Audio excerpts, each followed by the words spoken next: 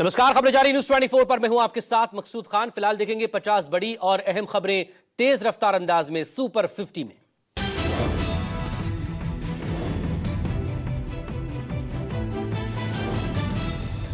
योगी के कालनेमी वाले बयान पर अखिलेश यादव का पलटवार का कलयुग का कालनेमी कौन है कि शंकराचार्य जी स्नान नहीं कर पा रहे। एसआईआर को लेकर चुनाव आयोग और सरकार पर अखिलेश का प्रहार का। एसआईआर में सरकार की मनमानी चल रही है, विपक्ष के खिलाफ सरकार की साजिश। अखिलेश यादव ने निशाना साधते हुए कहा चुनाव आयोग निष्पक्ष नहीं, अधिसूचना में जब जाति का कॉलम तक नहीं तो गिनेंगे क्या। जातिगत जनगणना भी बीजेपी का सिर्फ जुमला। लखनऊ में कांग्रेस दफ्तर के बाहर शंकराचार्य के समर्थन में पोस्टर लगे। पोस्टर में श्लोक के साथ ब्राह्मण की चोटी पकड़कर घसीटते हुए दिखाया गया।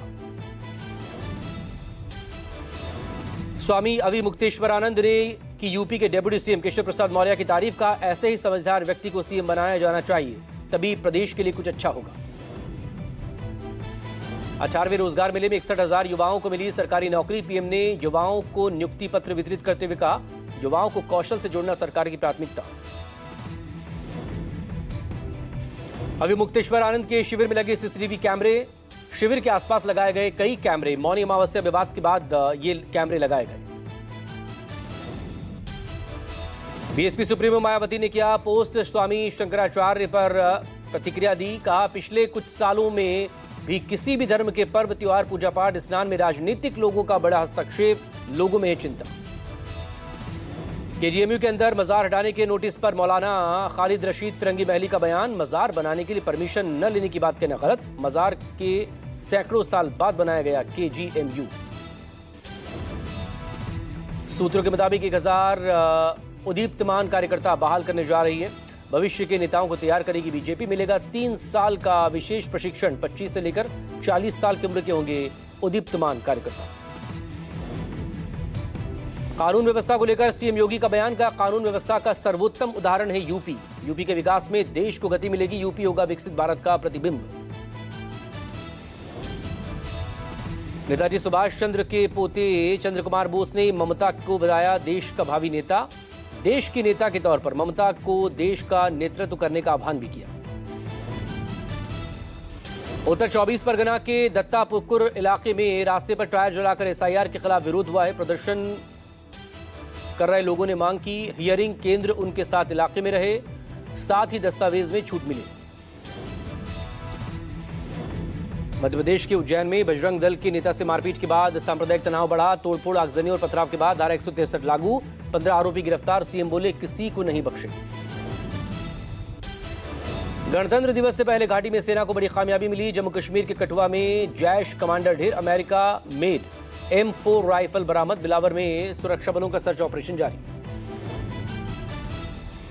पंजाब के फतेहगढ़ साहिब में रेलवे लाइन पर धमाका। मालगाड़ी का इंजन क्षतिग्रस्त, लोको पायलट जख्मी। रेलवे लाइन का 12 फीट हिस्सा पूरी तरह से उड़ा। यूपी के सहारनपुर में डायमंड शोरूम में चोरी की वारदात। चोर शोरूम से 2 लाख कैश के साथ करोड़ों के गहने चुराकर फरार। पुलिस और स्टाफ को टूटी हुई मिली शोरूम की दीवार।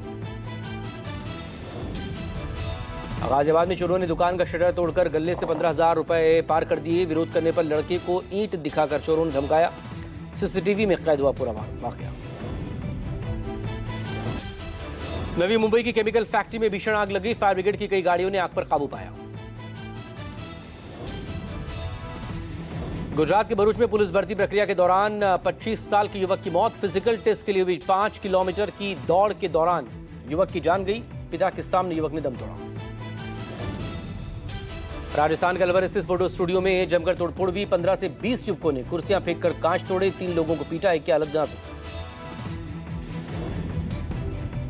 मध्य प्रदेश के सागर में 2 पक्षों के बीच जूतम पैजार हो गई। आधे घंटे तक उपद्रव के बावजूद मौके पर नहीं पहुंची पुलिस। Video viral. यूपी के लखीमपुर खीरी में दुकानदार पर पेट्रोल डालकर शख्स ने जिंदा जला दिया। उधार में सामान नहीं देने से नाराज था युवक। दुकान में रखा सामान और नकदी जलकर खाक।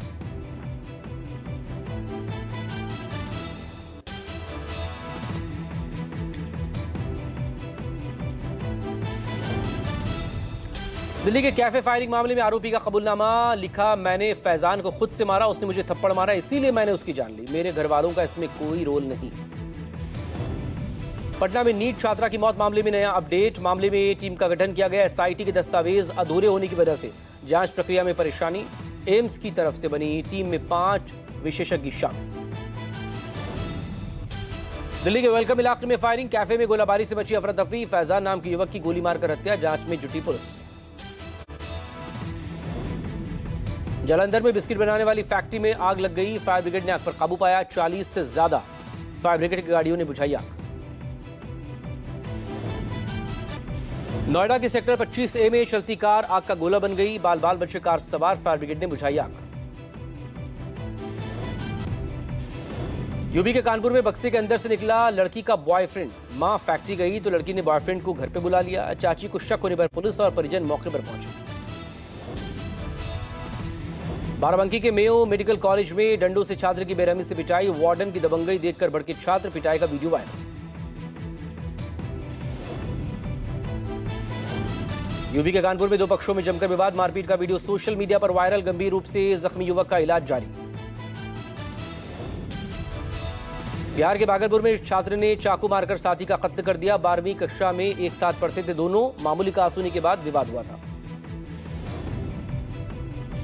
दिल्ली पुलिस ने अंतर्राज्यीय साइबर ठगी गिरोह का भंडाफोड़ किया। कई लोगों को यह गिरोह अपना शिकार बना चुका है। पुलिस ने 4 आरोपियों को गिरफ्तार किया। दिल्ली पुलिस की स्पेशल सेल ने डिजिटल अरेस्ट साइबर ठगी गिरोह का भंडाफोड़ किया। अलग अलग राज्यों से 8 आरोपी गिरफ्तार। 14 करोड़ से ज्यादा की ठगी का खुलासा। मुंबई में ओशिवारा फायरिंग मामले में एक्टर कमाल आर खान हिरासत में। 18 जनवरी को अंधेरी के ओशिवारा की रिहायशी बिल्डिंग में गोलाबारी हुई थी। महाराष्ट्र के बदलापुर में एक 4 साल की मासूम बच्ची के साथ स्कूल वैन में यौन शोषण की शर्मनाक घटना। स्कूल बस के ड्राइवर इमरान पटेल को बच्ची से दुष्कर्म के उस पर आरोप है। मासूम से दरिंदगी को लेकर फूटा आक्रोश। हिमाचल, उत्तराखंड और जम्मू कश्मीर में भारी बर्फबारी। अनंतनाग में ताजा बर्फबारी का लुत्फ लेते दिखे सैलानी। बर्फबारी के चलते मैदानों में ठंड बढ़ी। मनाली में भारी बर्फबारी, बर्फ की मोटी चादर से ढके पहाड़ी इलाके। बर्फबारी से सड़कें, पहाड़ पूरी तरह से सफेद नजर आ रहे हैं। मनाली शिमला में लंबा जाम। हिमाचल के शिमला में पहाड़ी इलाकों में छाई बर्फ की मोटी चादर। भारी बर्फबारी के चलते जाखू में चारों तरफ बर्फ ही बर्फ।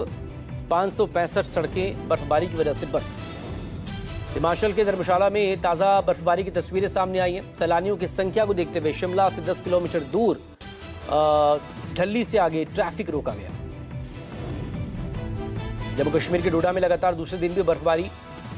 बर्फ से ढके नजारों का मजा लेने के लिए भारी तादाद में पर्यटक यहां पर पहुंच रहे हैं। बर्फबारी के बीच त्रियुगी नारायण मंदिर में 7 जोड़ों ने शादी की। बर्फबारी के बीच वर वधू ने 7 फेरे लिए। महाराष्ट्र, बंगाल, उत्तराखंड के जोड़े यहां शादी करने पहुंचे थे। जम्मू कश्मीर में श्रीनगर एयरपोर्ट अथॉरिटी ने ट्वीट किया है, इंडियन एयरफोर्स ने कमर्शियल ऑपरेशन के लिए नोटाम हटाया। एयरपोर्ट्स अथॉरिटी ऑफ इंडिया ने बीआरओ के साथ मिलकर एप्रिन और टैक्सीवे को सफलतापूर्वक साफ किया है। एक ज्वाइंट इंस्पेक्शन अभी भी जारी।